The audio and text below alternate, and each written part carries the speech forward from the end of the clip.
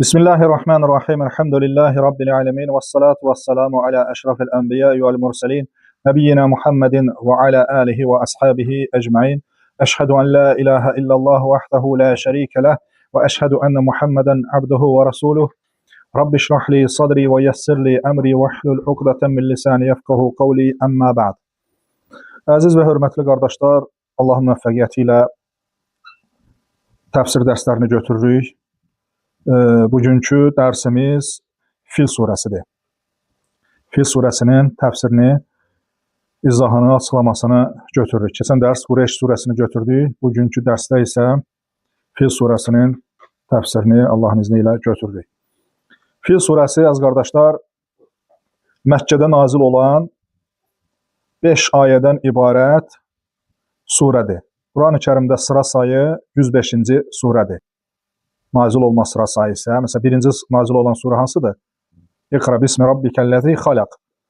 Yəni, birinci odur, bu da 19-cu nazil olma sıra sayıdır. Amma Quran-ı Kərimdə sıra sayı isə 105-ci surədir. Bundan sonra Qureyşdir, əvvəl isə Huməzə surəsidir. 5 ayədən ibarətdir. Surədə 23 ədəd kəlimə var, 96 ədəd isə hərf var. Keçən dərsdə dediyimiz kimi bu surənin Qureyş surəsindən əlaqəsi var. Yəni bu surə nazil olur, sonra isə Qureyş surəsi nazil olmuşdur. İbn Kəsir rahimehullah öz təfsirində belə deyir, əziz qardaşlar. Fil əshabının hekayəsinin qısa, yığcam və ümumi şəkildə izahı barəsində danışır. Deyir, əvvəllər Əshab-ı Uxdud hadisəsində qeyd edilmişdir ki, Himyar padşahlarının sonuncusu olan və müşrik olan Zunnuvas Xəndək əhlini, onlar xristiyan idilər, öldürən şəxs idi. Onların sayı təxminən 20 min nəfər idi. Onlardan yalnız Daus Zul-Sələbən adlı bir şəxs xilas olmuşdu. Yerində qalan hamısını Xəndək hadisəsində öldürülmüşdü. O gedib Şam hökmdarı Qeysərdən kömək istədi. Qeysər xristiyan idi. O da Həbəşistan hökmdarı Nəcaşiyə məktub yazdı ki, o məktub yazdı, çünki Nəcaşi onlara daha yaxın idi. Yəni, məsafə baxımından daha yaxın olduğuna görə ona məktub yazır. Nəcaşi onunla birlikdə iki sərkərdə, Əryat və Əbrahə İbn Səbah, onları, o iki nəfəri, iki sərkərdəni ora göndərdi. Onlar Yəmənə daxil oldular, yəni Yəmənə göndərdi. İki sərkər Əryatı və Əbrahəni. Ölkənin hər tərəfinə yayıldılar və Himyərin hakimiyyətini əllərindən aldılar. Zünnüvəs isə dənizdə boğularaq öldü. Hansı ki, o Əshab-ı Uxduddan xilas olan. Beləliklə, Həbəşilər Yəməndə hakimiyyəti ələ keçirdilər və onların başında bu iki sərkərdə Əryat və Əbrəhə dururdu. Elə bil, Nəcaşi Əryatla Əbrəhəni Yəmənə göndərir. Və onlar da gəlirlər, orada hakimiyyəti ələ keçirdirlər. Zünnüvas da dənizdə boğulur, ölür onlardan qaçanda. Boğulur, ölür və hakimiyyəti ələ keçirirlər və bunların hakimiyyəti altında olur. Yəmən cəmaatı, yəni ərəblər. Bunlar isə kimlər olurlar? Həbəşilər olurlar. Sonra bu ikisi arasında ixtilaf yaranır. Eyni qövmdən olan bir hakimiyyətin, Nəcaşin hakimiyyəti arasında olan sərkərdədirlər. Bunların öz aralarında ixtilaf yaranır. Biri bir-biri ilə döyüşmək üçün qarşı-qarşıya gəlirlər. Onlardan biri digərinə deyir, yəni hakimiyyət üstündə. Biri digərinə deyir ki, ordularımızı bir-birinə qarşı döyüşdürməyə ehtiyac yoxdur. Yəni ki, biz ordularımızı niyə bir-birimizə qarşı, eyni cəmaatdan olan insanları bir-birimizə döyüşdürürük, öldürürük. Sən mənim qarşıma çıx, mən də sənin qarşına çıxım. Hansımız digərini öldürsə, bundan sonra hakimiyyət onun olsun. Digər də bunu qəbul etdi və onlar təkbətək döyüşə çıxdılar, qabaq-qabağa. Hər birinin yanında da bir nizə var idi. Əryat Əbrəhəyə hücum edib qılıncla vurdu. Onun burnunu və ağzını yaraladı. Üzünü parçaladı. Kim? Əryat Əbrəhəni. Bu zaman Əbrəhənin xidmətçisi Ətuba Əryata hücum edib onu öldürdü. Onlar qabaq-qabağa döyüşə gələndə hər birinin yanında xidmətçisi olur. Onların əşyalarını daşıyanda, o zirehini daşıyan xidmətçisi olur. Yəni, bu fürsətdən istifadə edir, gör ki, Əbrahə ölür və bu elə hücum eləyir xidmətçi. Xidmətçi hücum eləyir, Əryatı öldürür. Əbrahə onu öldürə bilmir, Əbrahə ondan zəif olur. Əksinə elə bir ki, Əryat onu zədəliyir, yaralayır. Əbrəhə yaralı halda geri qayıdır. Yaralarını müalicə etdirir və sağalır. Hansı ki, bu sonda Məkkə hücum eləyən Əbrahədir, məşhur bilinən. Bundan sonra Yəməndə Həbəşistan ordusunun idarəsini tamamilə öz əlinə alır. Nəcaşi ona məktub yazaraq etdiyi işə görə onu məzəmmət edir, hədələyir və and içir ki, onun ölkəsinə gedəcək və saçından bir dəstə kəsəcək.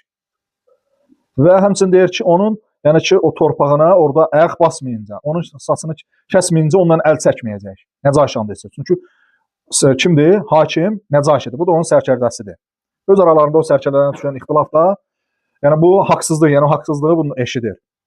Əbrahə isə Nəcaşiyə yalvararaq və onu razı salmağa çalışaraq cavab göndərir, məktub yazır.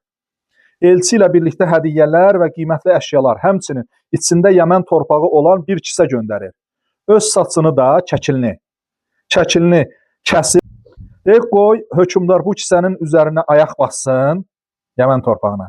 Və bununla öz andını yerinə yetirsin. Andı içmişdi axı, yəni bu torpağa ayaq basacaq. Bu da mənim saçlarımdır, çəkilimdən kəsdiyim. Onu sizə göndərmişəm. Yəni ki, sanki gəlib torpağa ayaq basıb mənim çəkilimi, saçımı kəsibsən. Bunlar Nəcaşiyə çatdıqda onun bu davranışı xoşuna gəlir. Əbrahədən razı qalır və onu öz vəzifəsində saxlayır.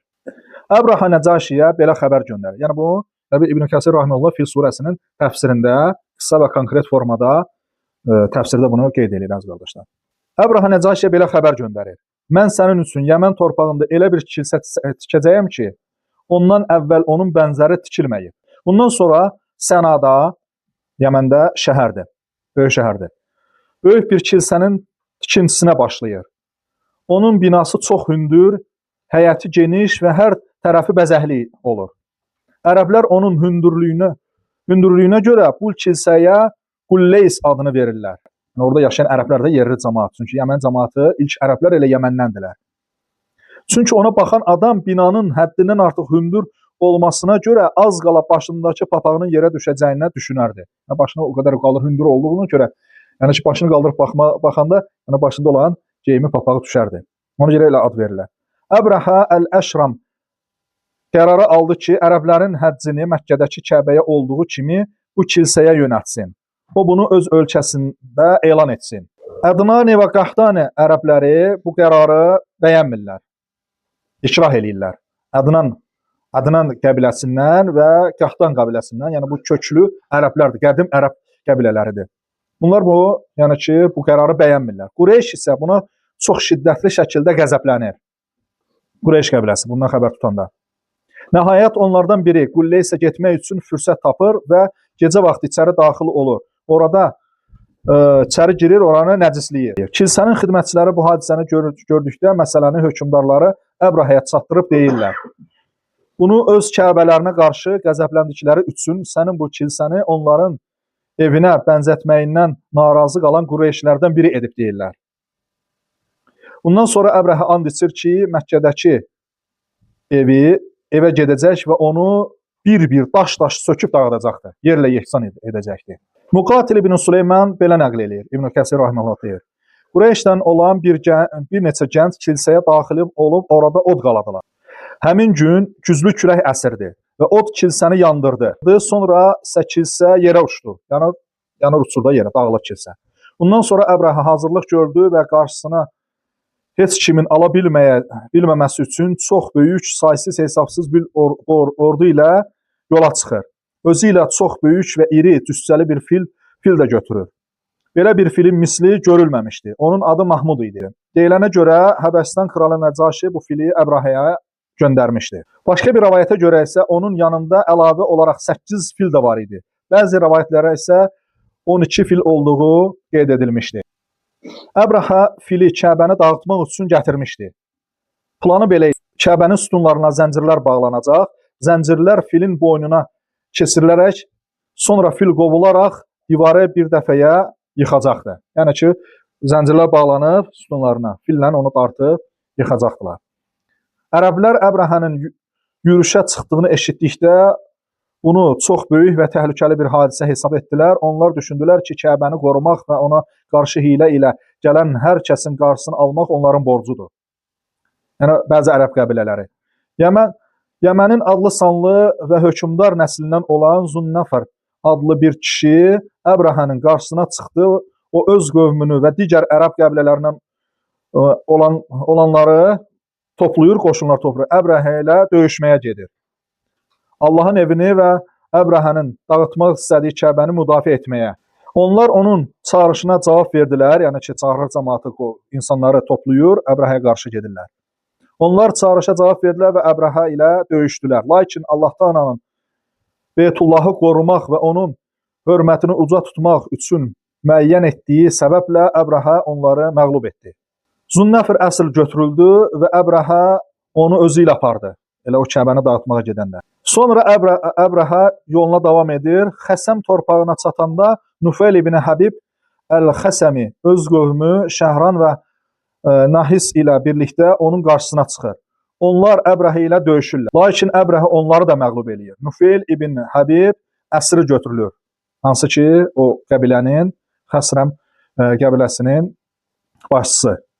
Əbrahə əvvəlcə onu öldürmək istəyir, sonra isə onu bağışlayır və Hicaz torpaqlarında ona yol göstərməsi üçün özü ilə aparır. Və bildirim ki, Əbrahə Yəməndən çıxıb Məkkəyə gedəndə 20.000 qoşunla çıxır. Eləcənə piyada insanların sayı 20.000 qoşun olur. Əbrahə Taif torpaqlarına yaxınlaşanda Taif əhalisi ona Səqif qəbiləsi öz məbədlərindən qorxduqları üçün onun qarşısına çıxıb onunla sülh bağladılar. Onların orada Lat adlandırdıqları bir bütləri var idi. Əbrahə onlara yaxşı münasibət göstərdi. Onlar da onunla birlikdə yol göstərmək üçün Əbu Ruğal adlı bir nəfəri göndərirlər. Əbrahə Muğamməs adlı yerə çatır. Bura Məkkəyə yaxın bir yer idi. Orada düşərgə salır. Ordusu Məkkə əhalisinin dəvələrdən və digər heyvanlardan ibarət sürülərinə basqın edib onları ələ keçirir. Yəni orada qaldıqları yerdə. Muğamməs adlı yerdə elə bir ki, ordusu orada olan cəmaatın, yəni heyvan mal-qarasını hücum eləyib əllərindən alır, qarət eləyirlər də. Həmin sürünün içərisində Abdülmuttalibə məxsus 200 dəvə də var idi, deyir.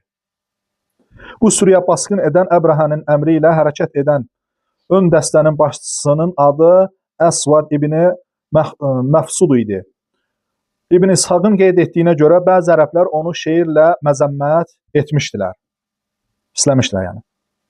Sonra Əbrahə Hunətə Əl-Himyər adlı şəxsi Məkkəyə göndərir və ona əmr eləyir ki, Qureyşin ən hörmətli adamını mənim yanıma gətir və ona bildir ki, hökmdar sizinlə döyüşmək üçün gəlməyib. Yalnız siz onu Beytullahdan uzaqlaşdırmağa çalışsanız, sizinlə döyüşəcəkdir.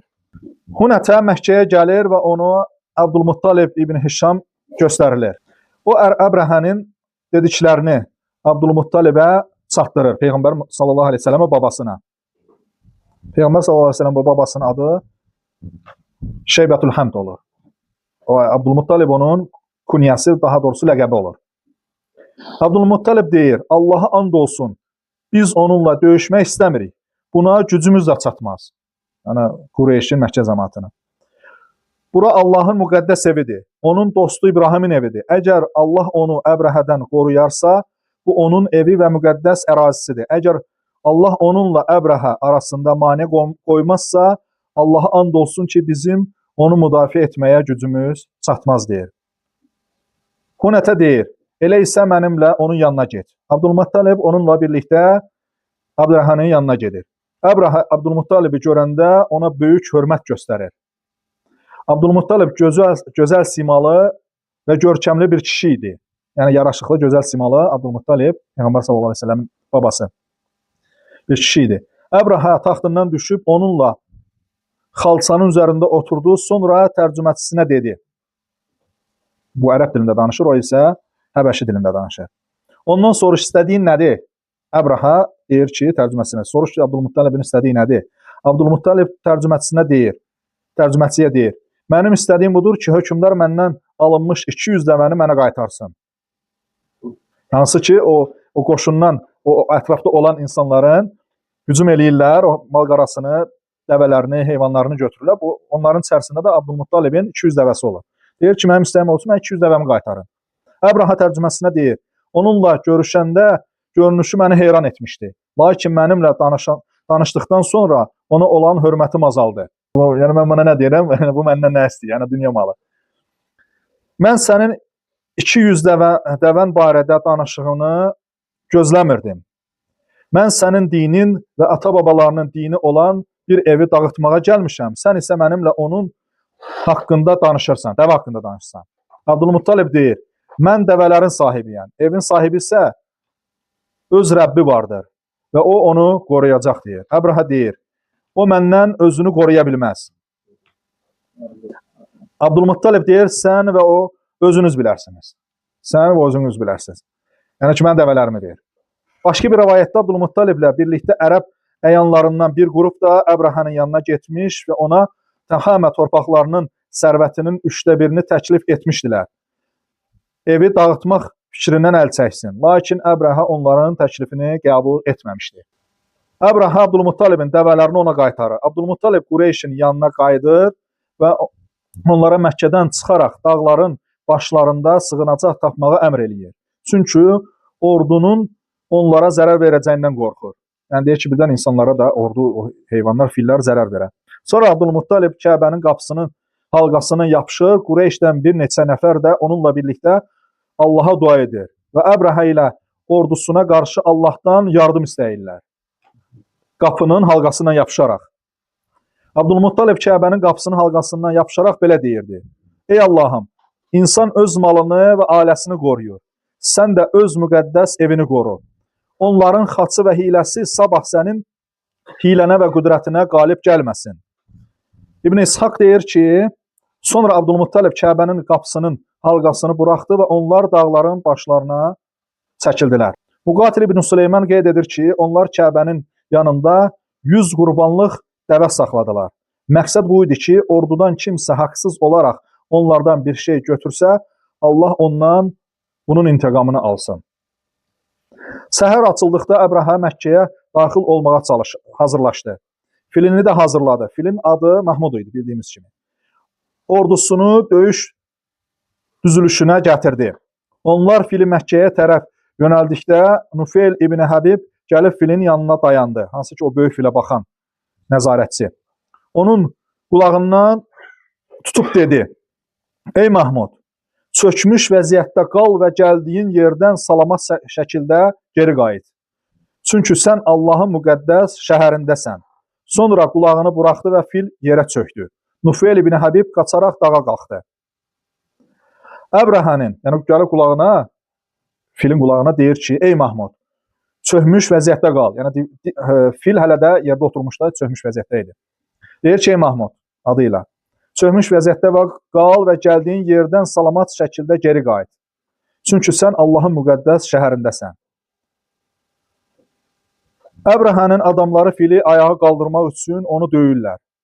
Lakin fil qalxmaqdan imtina edir. Onlar onun başına balta ilə vururlar və ayaqlarını qarmaqlar keçirib yaralayırlar. Ayağa qalxsın. Lakin fil yenə də qalxmır. O, yəni böyük olan fil. Onu Yəmənə tərəf çevirdikdə fil ayağa qalxıb sürətlə getməyə başlayır. Şama tərəf çevirdikdə də eyni şey edir. Şərqə tərəf çevirdikdə də eyni cür hərəkət edir. Lakin Məkkəyə tərəf çevirdikdə yenidən yerə çökürdü. Bu zaman Allah onların üzərinə dəniz tərəfdən gələn quşlar göndərdi. Onlar qaranquşlara və balasan quşlarına bənzəyirdi. Yəni qaranquşlara, biz bildiyimiz, tanıdığımız qaranquşlara və yaxud da balasan adında bir növ quşdur, onlara bənzəyirdi. Hər quş 3 daş daşıyırdı. Biri dimdiyində, ikisi də ayaqlarında. Hər ayağında bir də dimdiyi 3 daş daşıyırdı. Daşlar noxud və mərcimək böyüklüyündə idi. Noxud və yaxud da mərcimək böyüklüyündə. Bu daşlardan biri kimə dəydisə, o adam həlak olurdu. Lakin daşlar ordudakı hər kəsə dəymədi. Onlar qaçaraq yolları axtarmağa başladılar və Nufeyl soruşdular, onlara yolu göstərsin. Nufeyli soruşdular ki, yolu göstərsin qaçsınlar. Nufeyl isə Qureyş və Hicaz ərəbləri ilə birlikdə dağın başında dayanmışdı. Onlar Allahın fil əhlinə necə bir əzab göndərdiyini seyr etdilər. Nufeyl belə deyirdi, hara qaça bilərlər? Tələb edən ilahi qüvvədir. Əşrəm məğlub olmuşdur, artıq qalib deyil. Vaqidi öz isnadı ilə belə rəvayət edir ki, İbn Kəsir gətirir, onlar Məscid-i Harama daxil olmaq üçün cərgəyə düzüldülər. Fili hazırlayanda fili hansı tərəfə yönəldilərdisə də o tərəfə gedirdi. Lakin onu Harama tərəf yönəldikdə yerə çökür və səs çıxardırdı. Əbrəhə filin baxıcısına təzyiq edir, onu danlayır və döyürdü. Fili zorla Harama daxil etsin. Bu vəziyyət uzun müddət davam etdi. Bu vaxt Abdülmuttalib və Məkkənin bir qrup tanınmış şəxsi onların arasında Mutim ibn Adi, Amr ibn İz, ibn İmran ibn Məxzum və Məsud ibn Əmr ibn Səqafi də var idi. Hira dağında dayanıb Həbəşilərin nə etdiklərinə və filin başına nə gələcəyinə baxırdılar. Qarşılarında baş verən hadisə olduqca heyrətamiz idi. Onlar bu vəziyyətdəykən Allah onların üzərinə əbabil quşlarını göndərdi. Yəni dəstə-dəstə sarı rəhli göyərçindən bir qədər kiçik quşlar idi və ayaqları qırmızı idi. Hər quşun yanında, yəni özü ilə 3 daş daşıyırdı, dimdiyində və ayaqlarında. Quşlar gəlib onların üzərinə dövrə vurdular və həmən daşlar onların üzərinə atdılar. Beləliklə onlar məhv oldular. Məhəmməd ibn Kəb deyir ki, onlar 2 fil gətirmişdilər. Mahmud adlı fil yerə çöktü. Digər fil isə irəli getməyə cəsarət etdi və daşlarla vuruldu. Ata ibn Yasar və başqaları da belə deyir. Onların hamısı həmin anda dərhal əzaba düçar olmadı. Onlardan bəziləri tez öldü, bəziləri isə qaçarkən bədənlərinin ayrı-ayrı üzvləri bir-bir tökülə-tökülə məhv oldular o daşların səbəbi ilə. Əbrəhədə bədən üzvləri parçalanaraq tökülənlərdən idi. Nəhayət Xəsəm torpaqlarında öldülər onlar, yəni ki. İbn İshaq deyir ki, onlar hər yoldan qaçaraq çıxır, hər dayanacaqda ölürdülər. Əbrəhənin də bədəninə zərər dəymişdi. Onu özləri ilə apardılar və onun bədənindən hissələr, hətta barmaq ucları belə bir-bir tökülürdü. Nəhayət onu Sənaya çatdırdılar. Yəni Yəmənin paytaxtı Sənaya çatdırdılar. O zaman onun bədəni quş balası kimi idi. Rəvayətə görə o ölənə qədər sinəsi yarılıb, ürəyi çölə çıxmışdı. Muqatil ibn Süleyman qeyd etmişdir ki, Qureyş həmin gün Həbəşilərin qoyub getdikləri və özləri ilə gətirdikləri əşyalardan çoxlu qənimət əldə etmişdilər. Abdülmuttalib isə həmin gün o qədər qızıl əldə etmişdi ki, bir çuxuru dolduracaq qədər idi. İbn İshaq deyir ki, Yaqub ibn Utbədən mənə belə məlumat çatmışdır ki, həmin il Ərəbistan torpaqlarında qızılca, su çiçəyi xəstəliyi ilk dəfə görüldüyü deyilmişdi. Həmçinin həmin il Hərmal, Hanzal, yəni ki, acı yovşan və Urş adlı bitkinin ilk dəfə orada görüldüyü deyilmişdir. Əziz qardaşlar, İbn Hişam deyir ki, əbabil dəstələr, qrup deməkdir. Yəni bizdə bəzən görsən ki, bəzi adamlar internetdən deyirlər ki, əbabil adında quşunu göstərirlər. İndi Allah bilə o quşdur, o quş deyil, deyir ki, qaranquş boyda quş olur. Göyərçindən balaca olur. Amma əbabil sözü dəstə, qrup deməkdir. Əbabil sözünün özü quş mənasında deyil. Çünki orada quş deyir də, quş sözünü Allah Taala işlədir. Deyə siccil sözünə gəlincə isə mənası odur ki, bəzi təfsirçilər deyir ki, bunun əslində fars sözüdür, 2 sözdür və ərəblər onları bir söz şəklində salmışdılar. Səcin və cil sözlərindən ibarətdir. Səcin daş, cil isə palçıq deməkdir. Buna görə də məna daş və palçıqdan ibarət daşlar deməkdir. Əziz qardaşlar, surənin birbaşa təfsirinə keçim. Allah Taala Fil surəsində buyurur ki, Bismillahirrahmanirrahim. Ələm tərə keyfə fəalə rabbuka bi əshabil fil. Ələm yec'al keydəhum fi tadlil və arsələ aleyhim tayran əbabil tərmihim bihicaratin min siccil fəc'aləhum kə'asfin mə'kul. Mənası, əziz qardaşlar, budur ki, Fil surəsinin məgər Rəbbin fil sahiblərinə nə etdiyini görmədinmi? Məgər Rəbbin onların hiləsini boşa çıxartmadımı? Onların üzərinə dəstə-dəstə quşlar göndərdi. O quşlar onların üstünə cildən daşlar yağdırdı. Allah onları sanki yeyilmiş əkin yarpağına döndərdi. İndi ayə və ayə bunların təfsirini oxuyuram əziz qardaşlar. Ələm tərə keyfə fəalə rabbuka bi əshabil fil. Rəbbin fil sahibləri ilə necə davrandığını görmədinmi? Burada fil sahibləri Əbrahanın ordusudur. Əbraha və onun ordusu. Onlar Yəməndən gəlmiş və Kəbəni dağıtmaq üçün özləri ilə fillər gətirmişdi. Məgər görmədinmi ifadəsi buradakı, yəni Peyğəmbər sallallahu əleyhi və səlləmə xitabən deyilir. Məgər bunu qəti şəkildə bilmədinmi mənasındadır. Bilmədinmi mənasındadır. Görmədinmi? Çünki Peyğəmbər sallallahu əleyhi və səlləm o hadisəni əziz qardaşlar görməyibdi. Və o hadisə Peyğəmbər sallallahu əleyhi və səlləmin doğumundan az bir müddət qabaq baş vermişdi. Yəni o Peyğəmbər sallallahu əleyhi və səlləm həmin Məkkəyə hücum ilində doğulmuşdu. O hücum baş verir, sonra qısa bir müddətdən sonra Peyğəmbərimiz sallallahu əleyhi və səlləm Məkkədə dünyaya göz açmışdı, doğulmuşdu. Ona görə Peyğəmbər sallallahu əleyhi və səlləm deyirlər ki, hansı ildə? Fil ilində doğulmuşdu. İkinci ayədə Allah Teala deyir ki, ələm yec'al keydahum fi tadlil. Məgər Allah onların hiləsini boşa çıxarmadı-mı? Onlar Kəbəni dağıtmaq istəyirdilər. Lakin Allah onların planlarını puça çıxartdı və məqsədlərini çatmalarına imkan vermədi. Ayə mənası. Üçüncü ayədə və ərsələ əleyhim tayran əbəbil. Onların üzərinə dəstə-dəstə quşlar göndərdi. Əbabil bir-birinin ardınca gələn müxtəlif dəstələr deməkdir. Yəni, quşlar dəniz tərəfdən dəstə-dəstə müxtəlif formada gələn quşlar olubdur. Yəni, onu da deyir ki, sarı rəngdə olan quşlar olubdur. Bəzi rəvayətlərdə gəlibdir ki, yaşıl rəngdə quşlar olubdur. Dimdikləri qırmızı olub, ayaqları sarı olub. Bu formada rəvayətlər nəql edilmişdir. Yəni, onlar dəstə formasında, ağızlarında, yəni dimdiklərində və ayaqlarında daşlar gətirirlər. 3 ədəd. Biri dimdiyində, ikisi də ayaqlarında. Və oradakı olan o qoşunun üzərinə atırlar. Yəni, ondan xilas olanlar, qaça bilənlər düşmür. Heç, amma kimi ki düşürdüsə də bədənini parçalayırdı. Bədənini parçalayırdı, yəni dağıdırdı. Yəni ki, elə bil ki, o hündürlükdən düşən, hətta rəvayətdə gəlir ki, həmin vaxtda bərk külək əsir. Külək də istər-istəməz daşın sürətini biraz da artırır. Yəni, təsəvvür elə ki, bu qədər daşdır, balaca bir daşdır, hündürlükdən düşəndə, o normalda, Allah bilir nə qədər, məsəl deyək ki, bir balaca bir daşın nə qədər çəkisi olar ki. Amma o yuxarıdan aşağı düşəndə, onun özünün sürəti, biraz da külək ona sürət verəndə, insana düşəndə, yəni ki, bədən üzvlərini zədələyirdi. 4-cü ayədə Allah Teala deyir ki, tərmihim bihicaratin min siccil. Onların üzərinə pişmiş gildən daşlar atırdılar.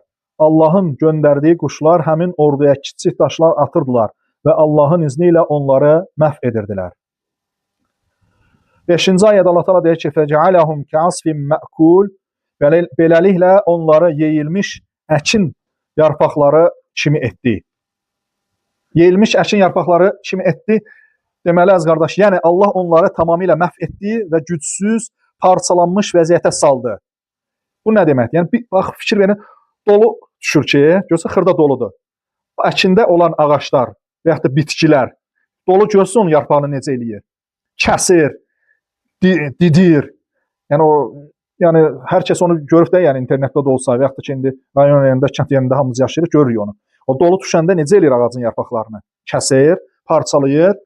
Məsələn, qarğıdalın görsən, yarpaqlarını da, biraz iri yarpaqlı olanda məsələn əncirdir və yaxud da günəbaxanın yarpağı iri olur. O dolu düşəndə necə onu parçalayır? Kəsir.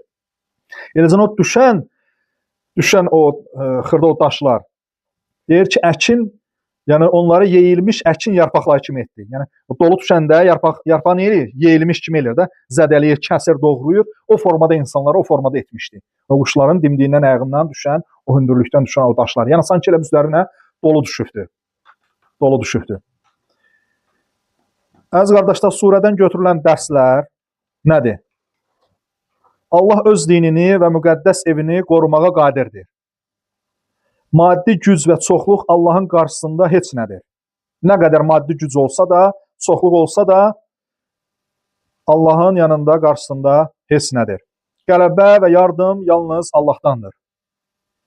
Qureyşə Kəbəni qorumasının Allahın böyük neməti olduğunu xatırladır və buna görə yalnız Allaha ibadət etmələri əmr olunur. Ondan sonra Qureyş surəsi nazil olur. Allah Teala bildirir ki, yəni mən Kəbəni qoruyuram və siz də yalnız bu Kəbənin fəliyəbudu rabbə hədəl beyt. Yəni bu evin Rəbbinə ibadət eləyin. Yəni bu hadisəni mən keçən dərsdə dedim axı.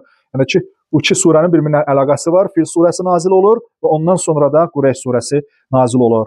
Və Allah Taala onlara bildirmək istəyir ki, yəni ki, bu evi qoruyan mənəm, evin sahibi mənəm. Yəni sizin üzərinizə düşən hissə nədir? Bu evin sahibinə ibadət etməkdir. Yəni ki, ona şərik qoşmamaq.